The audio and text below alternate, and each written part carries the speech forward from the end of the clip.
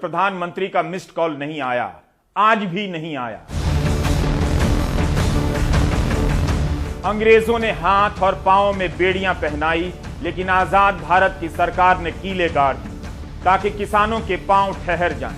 भारत का किसान जो हर दिन अपने खेतों से कांटे निकालता रहता है, सरकार के बिछाए इन कांटों को झेल गया।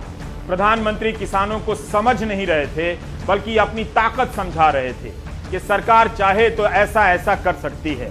किसानों के दिल्ली आने के रास्ते में बड़े बड़े बोल्डर लगा दिए गए, कंटेनर लगा दिए गए ताकि उसे पार कर किसान दिल्ली ना आ सके। किसानों को दिल्ली आने नहीं दिया गया।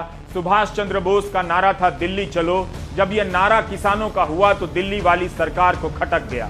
मैं दिल्ली के लोगों की भी बात कर रहा हूं जो साल भर ट्रैफिक जाम में रहते हैं, लेकिन किसानों के कारण ट्रैफिक का जाम सबसे ज्यादा खटकने लगा। किसानों ने देख लिया कि लोकतंत्र का रास्ता जाम कर दिया गया है। आज किसानों ने जाम से परेशान इस लोकतंत्र का एक छोटा सा रास्ता खोल दिया है।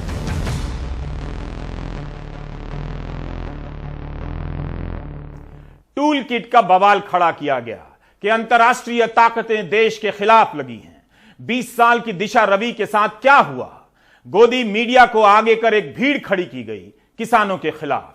गोदी मीडिया के जरिए पहले मिडिल क्लास को किसानों के विरोध में खड़ा किया गया, फिर उस मिडिल क्लास को महंगाई से मरता छोड़ दिया गया। मिडिल क्लास के पास महंगाई का समर्थन करने के अलावा कोई चारा नहीं बचा। वो किसानों के पास जाता भी तो किस मुंह से जाता? क्या प्रधानमंत्री और गृहमंत्री ने यह वीडियो देखकर तब किसानों को नहीं समझा होगा जब उनके मंत्री की जीप इन किसानों को कुचल रही थी और गोदी मीडिया के जरिए देश की जनता को झूठ परोसा जा रहा था कि किसान हिंसक थे? तभी यह वीडियो आया जिसमें आप गृह मंत्रालय की लाल कालीन पर गृह राज्य मंत्री अजय मिश्रा को इस तरह चलकर जाते हुए देखते रहे जैसे जीप से कुचलने के बाद इस कालीन पर आहत किसानों की आत्मा रौंदी जा रही थी। जिस दरवाजे पर यह वीडियो खत्म होता है वह गृह मंत्री अमित शाह का कमरा है। मंत्री जी लगातार सवाल उठ रहे हैं। क्या प्रधानमंत्री ने अपने मंत्री अजय मिश्रा के उस बयान को नहीं सुना होगा जिसमें वो कह रहे थे कि 2 मिनट लगेगा यहां से खाली करा देने में? सुधर जाओ, नहीं तो सामना करो आके, हम आपको सुधार देंगे। 2 मिनट लगेगा केवल। अगर किसानों के प्रति नीयत होती, नीयत में पवित्रता होती, तो इतना सब होने के बाद भी अजय मिश्रा मंत्री पद पर नहीं रहते, जिनका बेटा इस केस में जेल में है किसानों के मारने के जुर्म में, आरोप में, और सुप्रीम कोर्ट हर सुनवाई में फटकार लगा रहा है कि बचाने की कोशिश हो रही है। तालाबंदी के बीच किसानों को अंधेरे में रखकर अध्यादेश लाया जाता है। किसान आंदोलन करते हैं, फिर संसद में कानून भी पास होता है। सरकार कोर्ट में किसानों के खिलाफ मुकदमा लड़ती है। इसलिए जब कृषि कानूनों को वापस लेने के लिए प्रधानमंत्री मोदी प्रकाश पर्व को चुनते हैं तो बहुत सारे उनके फैसलों और चुप्पियों को भी रोशनी में लाना जरूरी है, जिन्हें अंधेरे में रखने की कोशिश की जा रही है। मैं आज देशवासियों से क्षमा मांगते हुए सच्चे मन से और पवित्र हृदय से कहना चाहता हूं कि शायद हमारी तपस्या में ही कोई कमी रही होगी, जिसके कारण दिए के प्रकाश जैसा सत्य कुछ किसान भाइयों को हम समझा नहीं पाए। जिन किसानों को साल भर आतंकवादी कहा जा रहा था, उन्हें कब दिए के प्रकाश जैसा सत्य समझाने की कोशिश हुई? कब? जनवरी के बाद से सरकार ने किसानों से बात नहीं की है। तपस्या किसानों ने की, लेकिन प्रधानमंत्री कह रहे हैं उनकी तपस्या में कोई कमी रह गई। 700 किसानों ने जान दी, लेकिन तपस्या प्रधानमंत्री कर रहे थे। आज भी उन्होंने किसानों के आंदोलन को कुछ किसानों का आंदोलन कहा, यानी कानून वापस हुआ, किसान आंदोलन के प्रति नजरिया नहीं।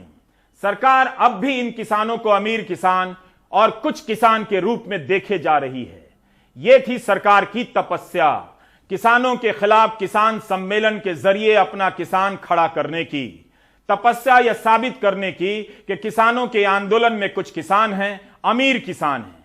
सरकार ने किसान आंदोलन के खिलाफ भयंकर प्रचार युद्ध छेड़ा था।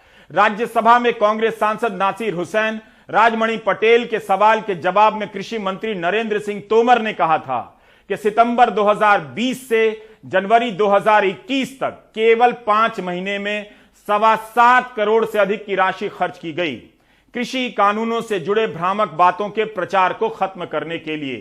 करीब 68 लाख रुपए की लागत से फिल्में बनाई गईं किसानों को समझाने के लिए।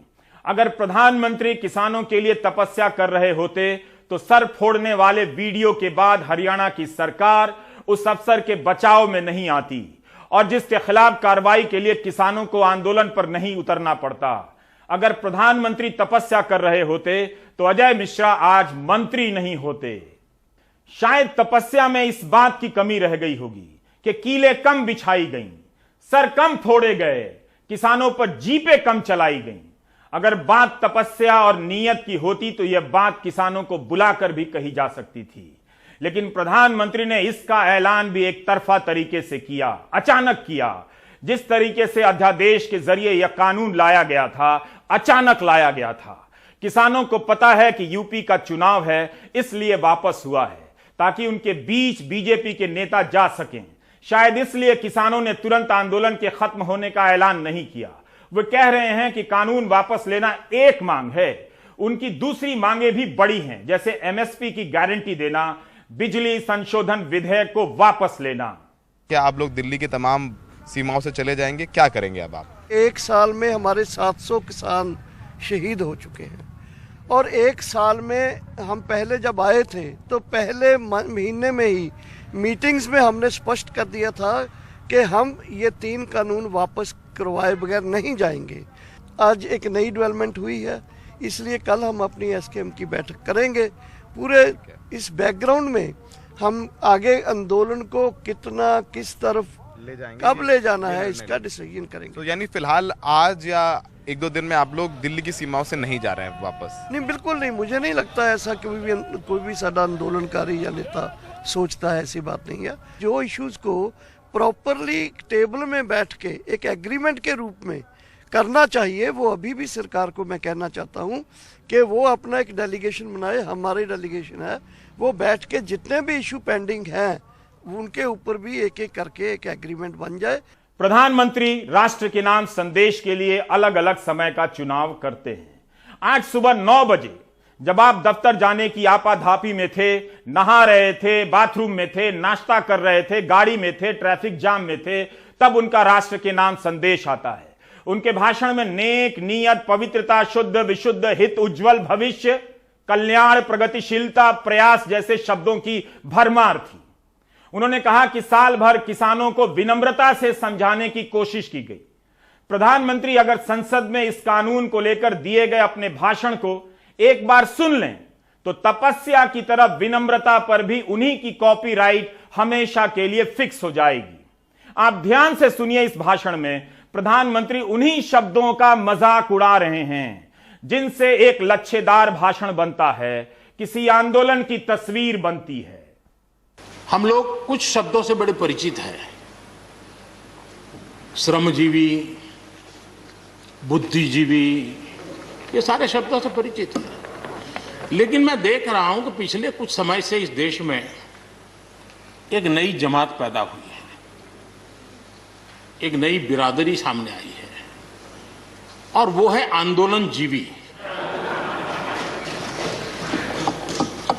ये जमात आप देखोगे, वकीलों का आंदोलन है वो न वहां नजर आएंगे, स्टूडेंट का आंदोलन है वो वहां नजर आएंगे, मजदूर का आंदोलन है वो वहां नजर आएंगे, कभी पर्दे के पीछे कभी पर्दे के आगे। एक पूरी टोली है जी जो आंदोलनजीवी है। वो आंदोलन के बिना जी नहीं सकते हैं और आंदोलन से जीने के लिए रास्ते खोजते रहते हैं।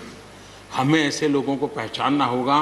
कानून लाने और वापस लाने के बीच प्रधानमंत्री कितना बदले हैं या उनकी मजबूरियां कितनी बदली हैं, यह देखना आपका भी काम है। यह जानने की बात तो है कि केवल कानून वापस हुआ है या इस आंदोलन को लेकर नजरिया भी।